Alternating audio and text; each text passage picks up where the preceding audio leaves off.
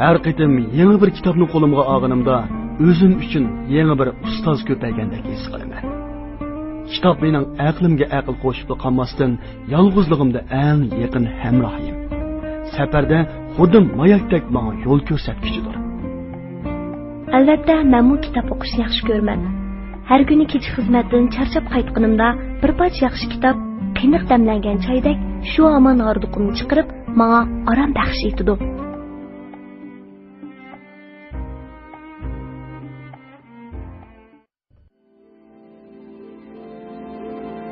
Anglayotganlar Merkezi Xalq Radio stansiyasining Beijingdan berayotgan programmasi.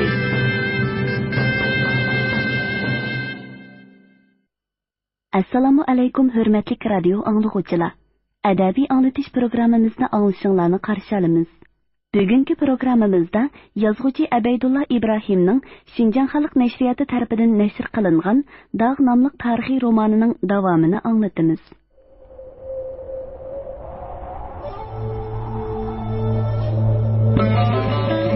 Bir düşman yurtinglarga yupurilib kelib etibdi. Podshohinglarni xabardor qilinglar. Fuqarolarga aytinglar, ketishsanglar bir umr dog'da qolasizlar.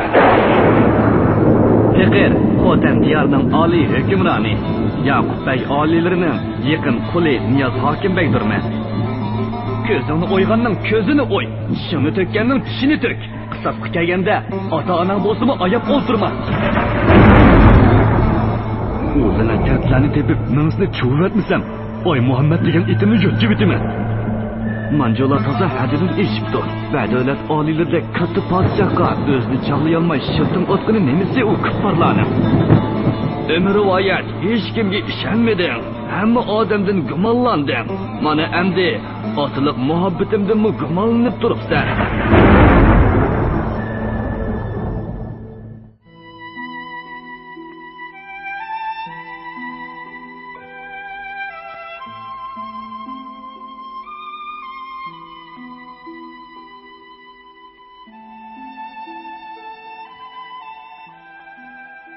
Kun oyga, oylar yillarga qarab surilib, fasllari to'xtovsiz almashdi.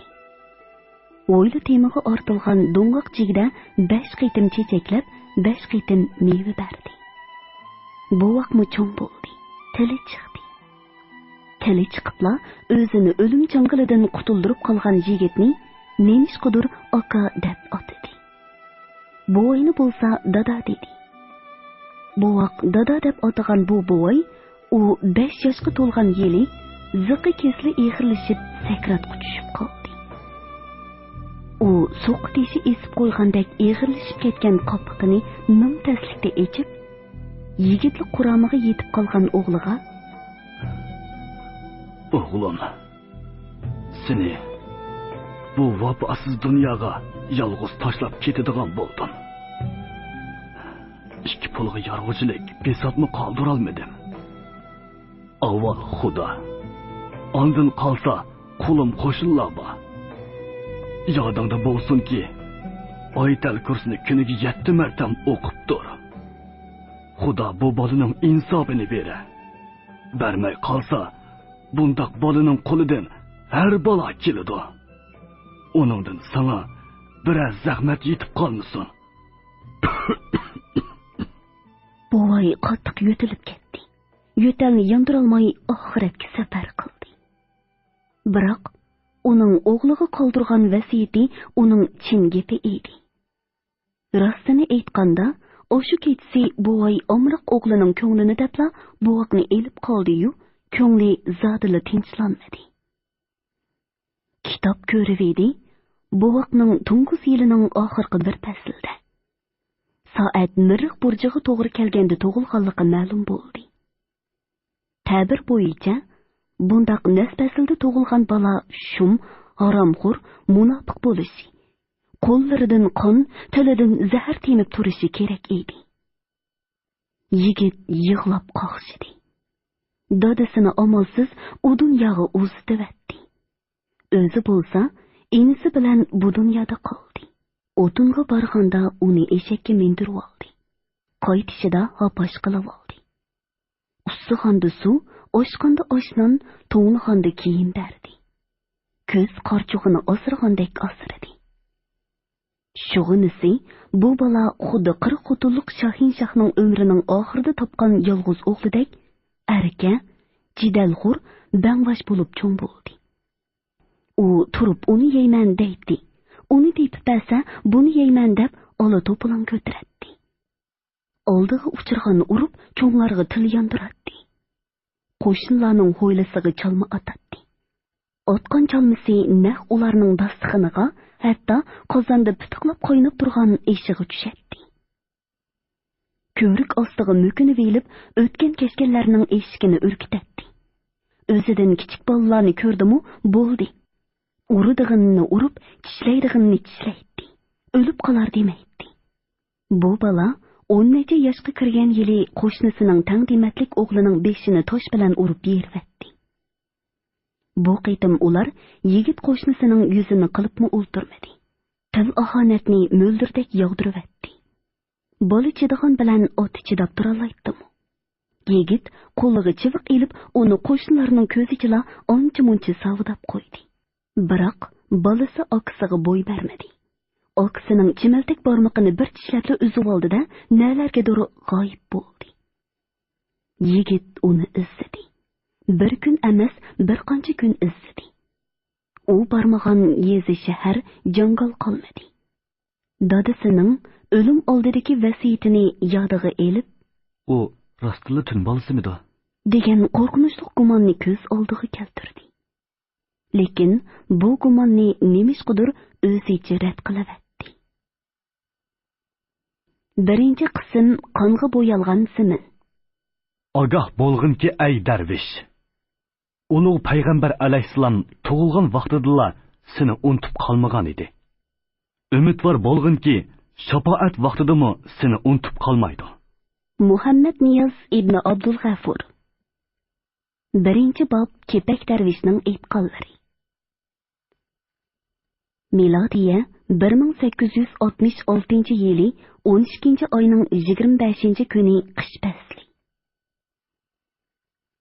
Kechki quyoshning sovuq optipi masjid gumbazlarining kun petish tarafini mistin qo'yilgandek qizartib o'tgan chog'da cho'ngmu emas, kichikmu emas, bir qichir 10 to'gilik bir karvon qiziq darvozasi orqali Xotan shahriga kirib keldi. Karvon qo'ng'iroqlari horg'in to'gilarning eg'ir qadamlariga mos holda do'mboq chalgandek ritmliq gumburlab, boloxonalik imoratlar orasidagi agri to'qay ko'chalarda yenik aks sado paydo qiladi. Bu aks sado shahar hayotining kashlik suran shovqinlar bilan birlashib, sharqiratmadek sharqiraydi. Karvon shu mengishida cho'ng yo'ldan qayrilib, shaharning sharqi-janub tarafiga kelganda, o'ttiri bo'y o'ruq bir kishi karvondan ayrilib, shimol tarafga qarab mo'ngdi. Mo'risiga ortib olgan xurjunidan kavchechik ranglik yung potsiga qistirib olgan mungi sopliq sapoyisidan, yo'l ammo yamoq bilan to'shib ketgan jandisidan, kiyib olgan ushliq quloqidan darvish ishkanligi monument deb chiqib turgan bu kishi ketib etib ko'chaning ikki tarafiga hayronlik bilan nazar soladi. Yeshi kam degandimi 60 lardan halqagan bu darvishning qaddi sal oldiga engishgan. Burni bo'lsa qush tumshug'idek agim edi. Quloqining ikki tarafida poqpiyib turgan o'zgilang chechi. Kaki soqoli uchdek oqargan. Sholong uzun buruti qorlig'och qanotidek qayrilgan edi. Qiyshiq ko'zlari yeshiga, turqiga mos kelmagan holda o'ynab turadi. Qoramtul chiroyi ko'ni tushligandek parqiroq, bejirim ko'rinadi. Qiyshidan o'yirilib tushgan bir qancha tal uzun mo'y, teyiz qo'riqlar bilan qo'rishilib turgan chunqur ko'zlaridan otlab o'tadi. Tom kolpuklari to'xtamay midirlaydi. Yo, Prem, 10 yildan buyon shunchalik o'zgarib ketgan bormi bu shahar? Tom tutash taqtoy do'konlarga tizilib ketgan hindi kashmir mollari, ingliz gazlamalari, Genjoning farfur qochilari ko'zni chaqatdi. Bahasının xeyli üstünligiga qaramay, xeridorimi ko'p edi. Ko'cha bo'yidagi keng saynada 50 to'giga mol ortilayotdi. Darvish qalti qo'nchiluq yakan cho'rqi kiyib olgan oyoqlarini mazmut tashlaydi. Ko'chaning kesishgan do'qmushlarida to'xtab, atrofga zan selib qaraydi. Bir-biriga choplab selingan uylardan qaysi birinidir izlaydi. Do'konlarni taqib-taqimay namozga oldirayotgan savdogarlardan uni buni so'raydi. Ba'zilari bilan imo-ishorat qilishadi. Ajoyib go'zal yurt. Ajoyib tinch hayot. Bu hayot yana qanchalik davomlashar ekan? Sharqdan yeyilishga boshlagan gugum xuddi to'sib olg'ili bo'lmaydigan qora kalkundek g'arbga qarab kengayayotgan chog'da ba'zi do'konlarda chiroq yiqilishga boshladi. Tong suzilgandan tortib ko'z bog'languchi bir tarzda qo'ynab chiqqan osoyishli hayot erib holidan ketgan yo'lovchidek past qo'yga tushib qoldi. Yakandan Xotangacha bo'lgan bir qancha kunlik jafoliq safar bu qeri darvishni xordirib qo'ygan edi. Uning ustiga u Xotanda kechiktirib bo'lmaydigan zarur ishim bor edi deb karvonni to'xtamay jidallatdi. Shundaqdimi u bu yerga mo'lchardagidan yarim kun kechikib keldi. U oylanib yurib ussidi, echirqidi. Safar horg'inligiga yana horg'inlik qo'shildi. Oxir birer o'tlam qiziq choy ichib, poqqa kirib olgandek ko'rkirashga boshlagan qo'rsqini ozroq to'qlab olmoqchi. Putlarining og'riqini chiqarib olmoqchi bo'ldi.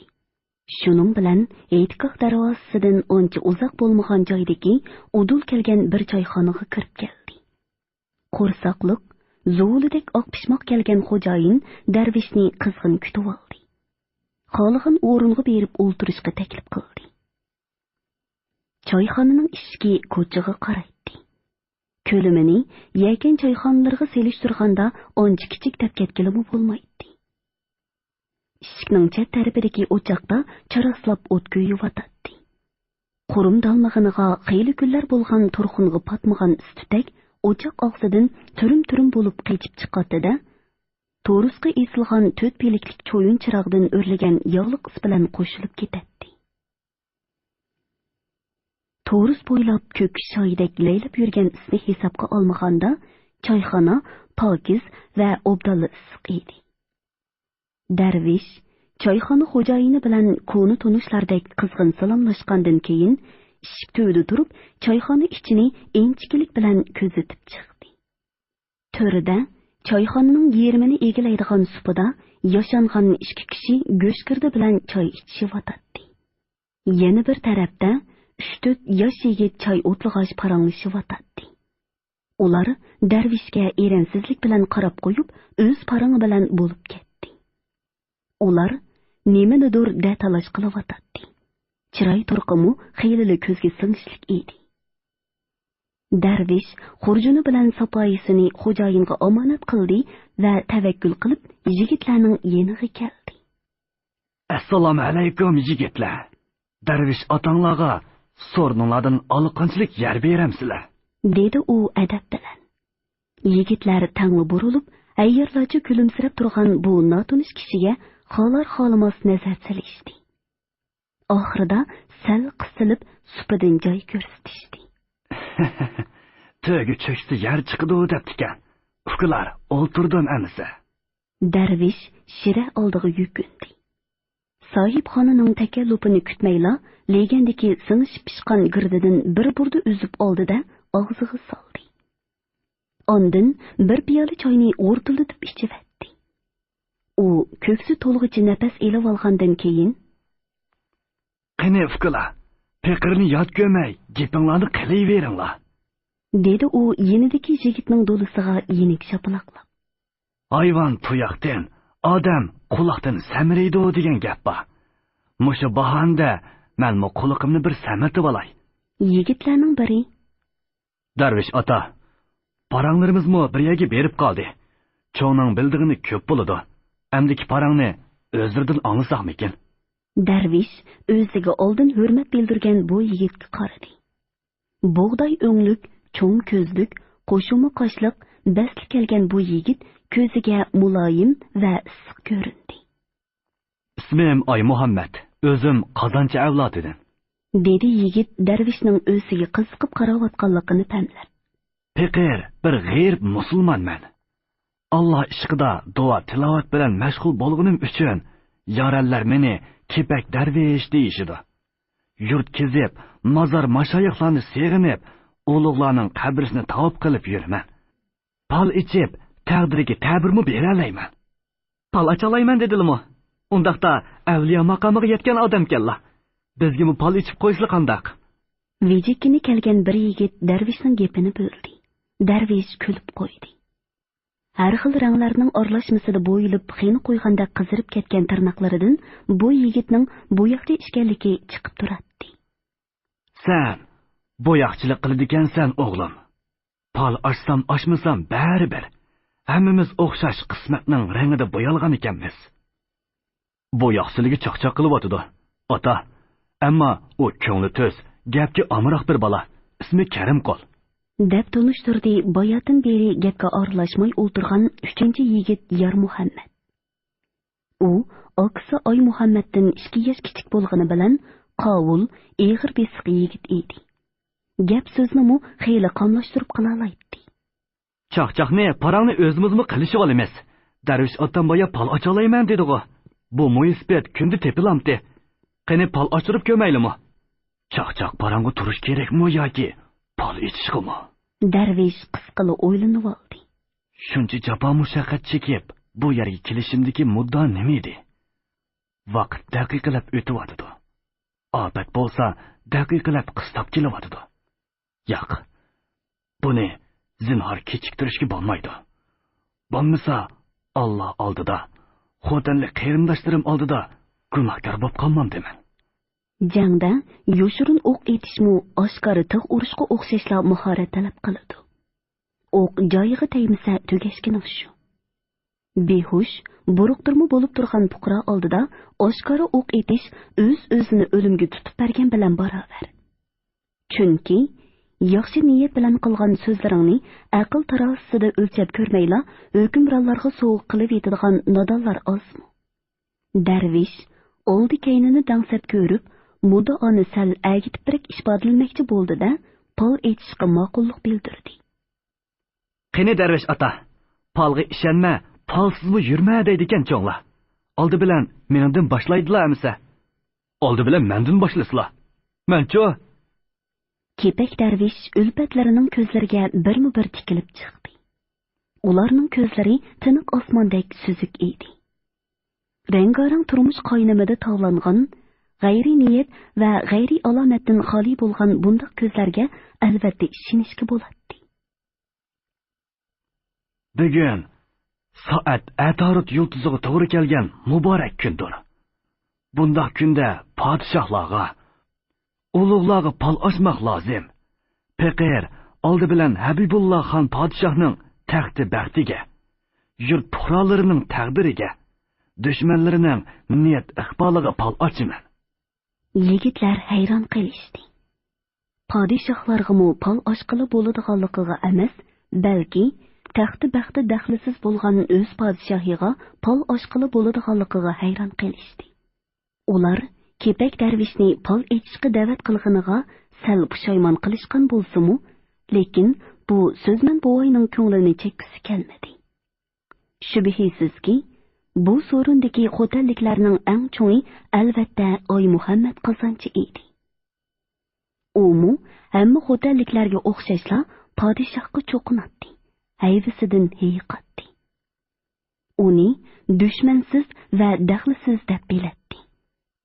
Podshohga pal etishni ahmoqonalik va xavfli deb hisoblaydi. Endi nima chora? Qilgan so'z otgan o'q emasmi? Kirishdan ayrilgan o'qni qaytirib bo'ladimi? Shunga u chaqqonlik bilan choyxonaning bulung puchqoqlarigacha ko'z yugurtib chiqdi. Yiliqi yashangan 2 kishi allaqachon chiqib ketgan. Xo'jayin bilan choychi bo'lsa, parcha yarmoqlarni sanash va qoch-quchilarni yig'ishtirish bilan band edi. Oy Muhammad yurikini to'xtatgandan keyin taqozo bo'lib turgan kepak darvishga ko'z ishorati orqali ijozat berdi. Ishoninglarki, bu pal nihoyatda to'g'ri va durust.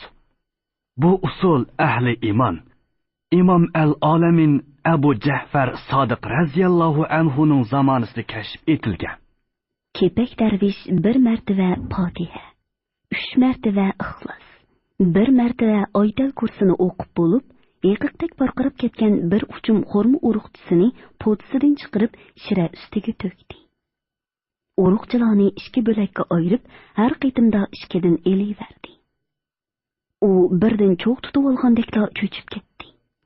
Eng oxirida eshib qolgan bir tal yegona uruqchini ko'rsatib turib, "Ey g'ofil musulmonlar, podshohinglarning taxtidan, yurtinglarning omonligidan, taqdiringlarga tiklangan qora ofatdan ogoh bo'linglar.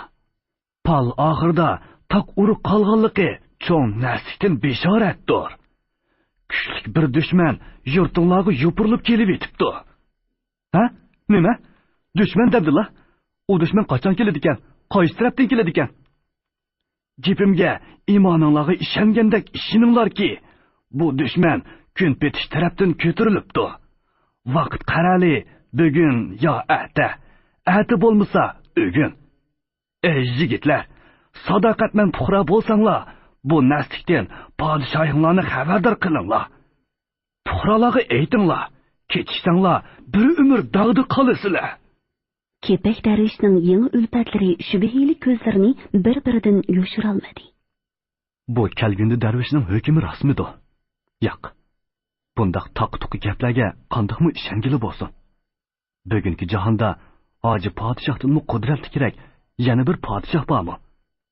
Bundaq odil, bundaq kuchli podshohning saltanatiga ta'sir sola oladigan dushman nada? Mana xotin, mana ma'murchilik. Hayot bir izda ketib o'tmamdi. Kun petishdan chiqidi desa, kim chin putidi? Aqllardan adishiblar darvish. Qip-qizil saronliqqa bu.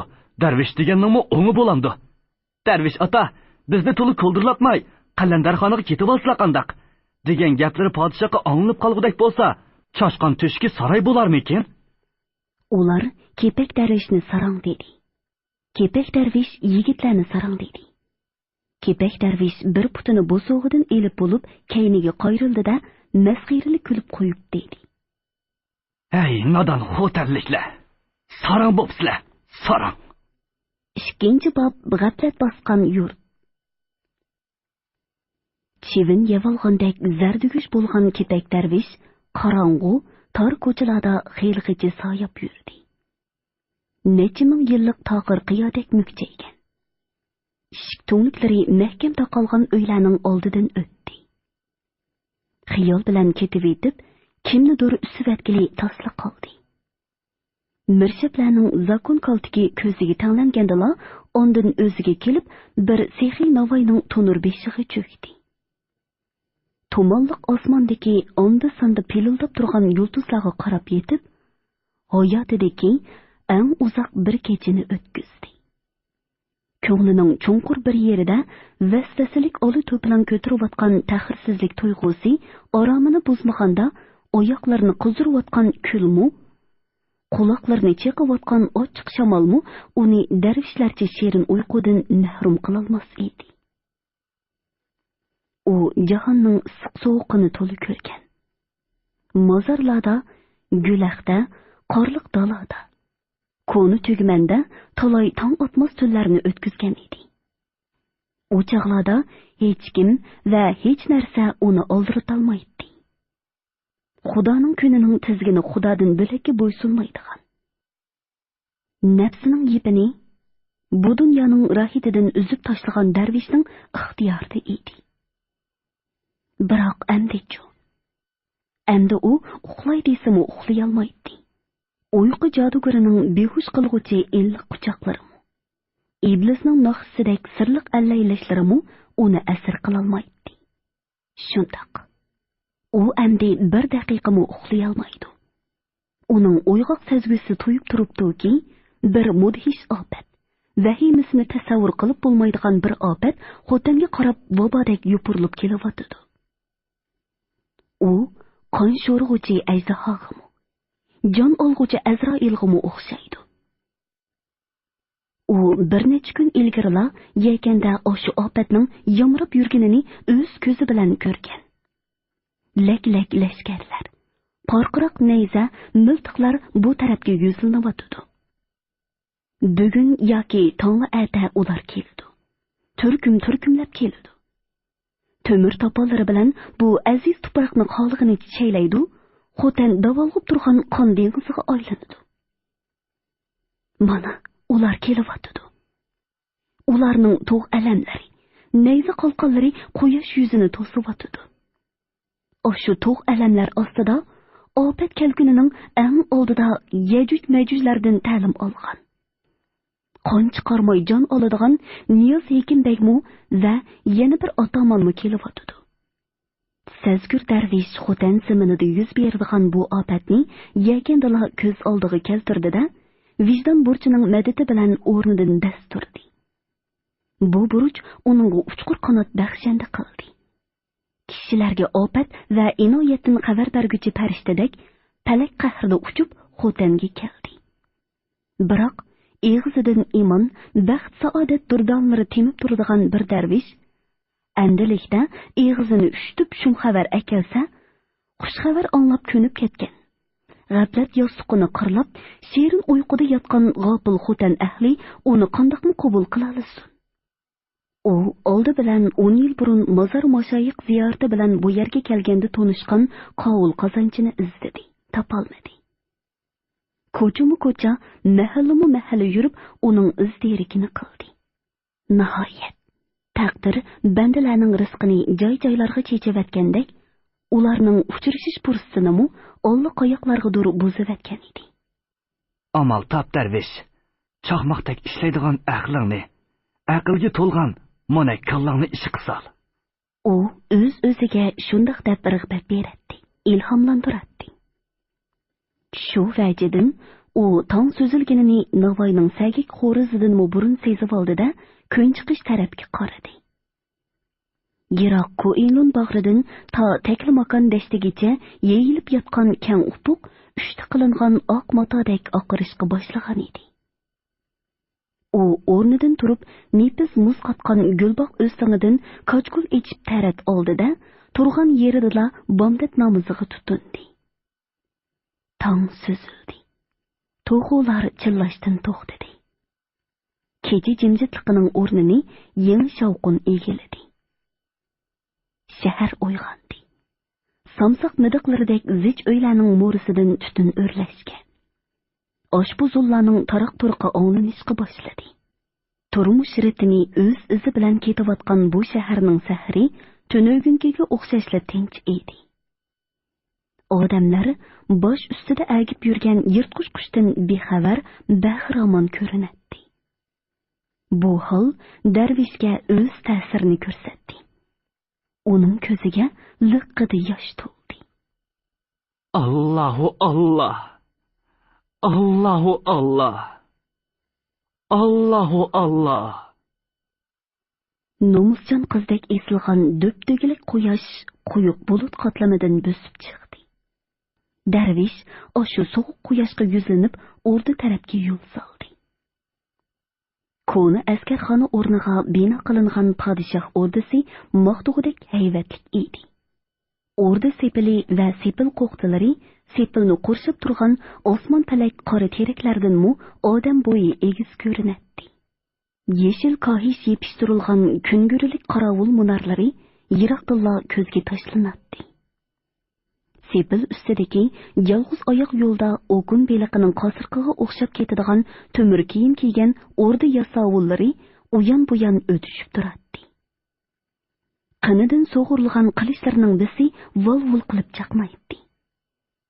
Tik ko'tarilgan nayzlarning to'piklari izg'irin shamolda yelpinadi. O'ti kiyib olgan oyoqlarini kerib, qalqonlarini qo'rsqiga choplab, zabardast qiyofat turgan qo'riqchi lashkarlar yo'g'on qora darvozaning hayvitini oshiradi. Quyosh org'amchi bo'yi o'rlaganiga qaramay, darvoza hem yepilgan edi. Allahu! Kepak darvish darvoza oldidagi kang saynani o'ylanib sapoyi qoqmoqda edi. Sapoyining seg'izgandek sharaqlashig'imi. Darvishning ha-hularig'imi hech kim quloq solmaydi.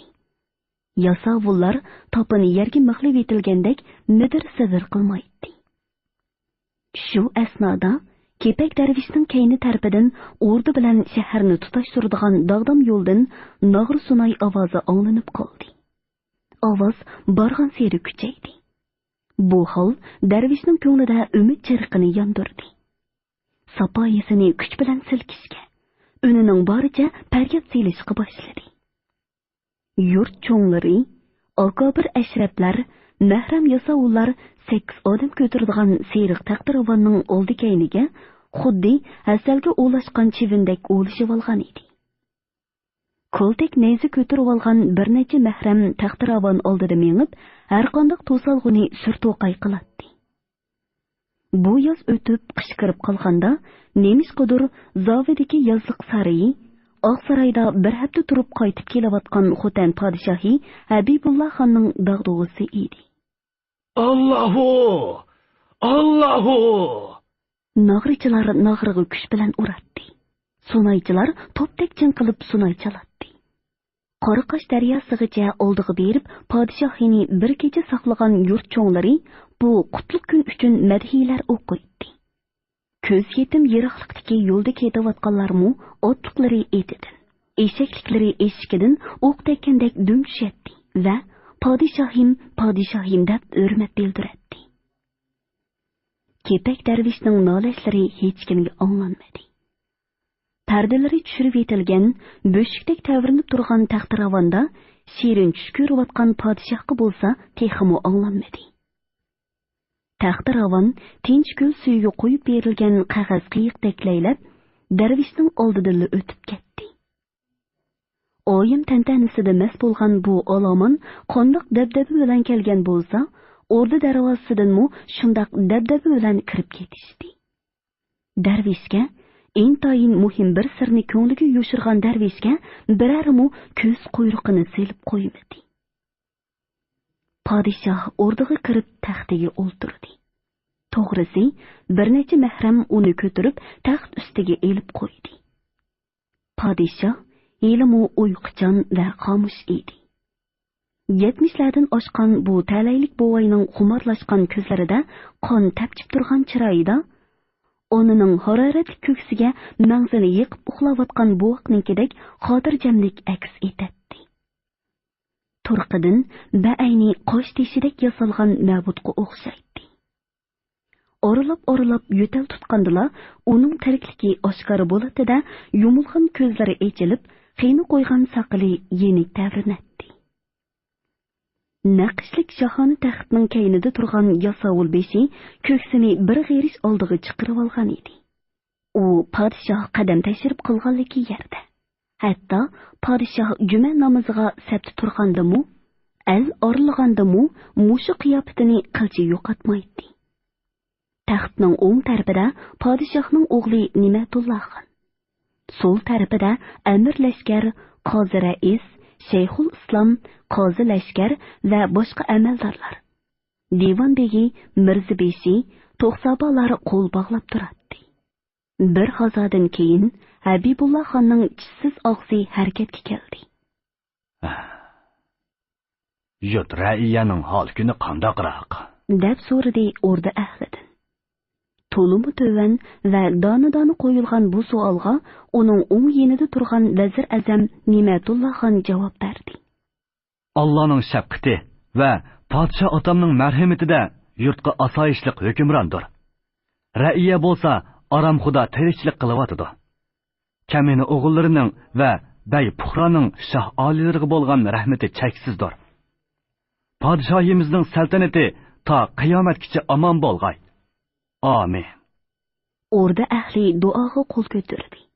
Shu asnoda bir yasovul qo'l qovushtirgan peti kirib, yasovul beshiga nimalarnidir deb pichirladi. Yasovul beshi podshohning qo'lqiga yaqin kelib bir nimalarni dedi. Ostonamning bo'sog'isini so'ygichi u darvishning nom amili nima ekan? Habibulloh xon Yasovul beshidan xolar xolamaz so'rab qo'ydi. Yasovul beshi javob berib dedi: Yakan diyardin kapto. Besotlardan bir luqma osh yoki bir ulush sadiqa ta'ma qilsa kerak podshohim.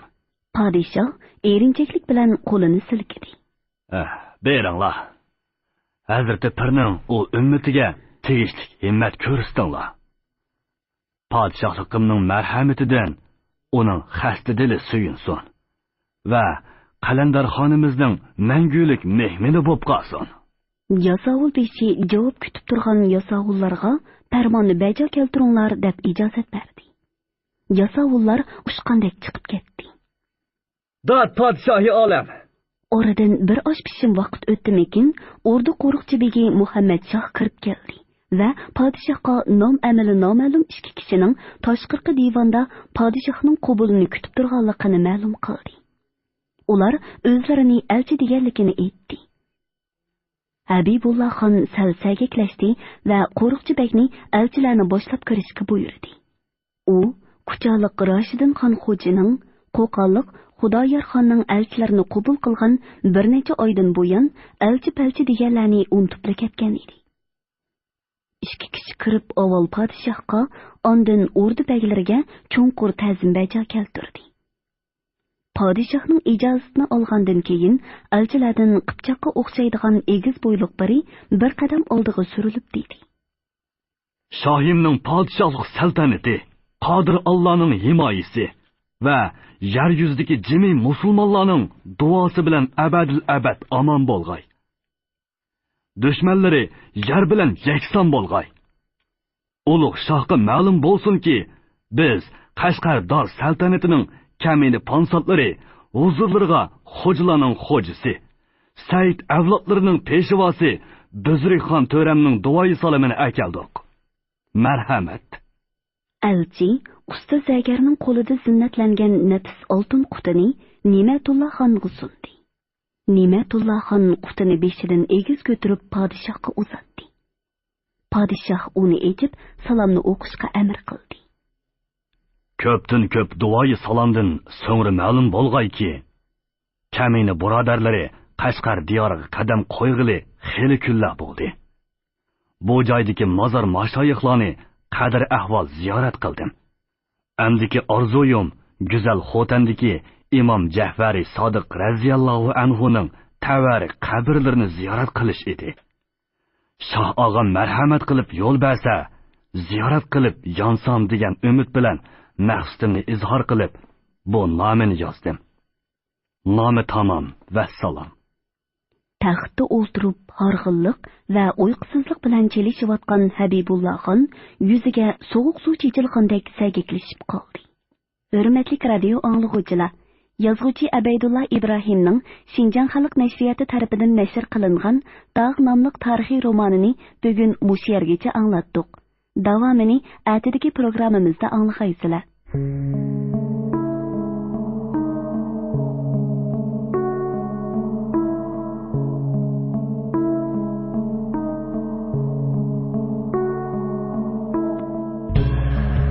Odilri, dil xazinlarining sehiy himmatlaridan suyunib turib, kalom sherib oldida qasam ichamanki, bizning vorlarimizning o'zlariga bo'lgan hurmat, ixlosi, iymondek pok.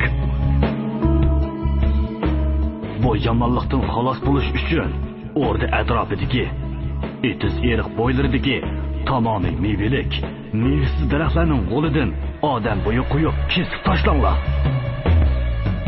Baslari sarvidin muqomat tutgan. Fikr musofirning o'tilishini qabul ko'rib, g'ayriboni kulbimizga qadam tasir qilganlari bizga ne baxit, ne omad. Bugungi programmamizning diktorlari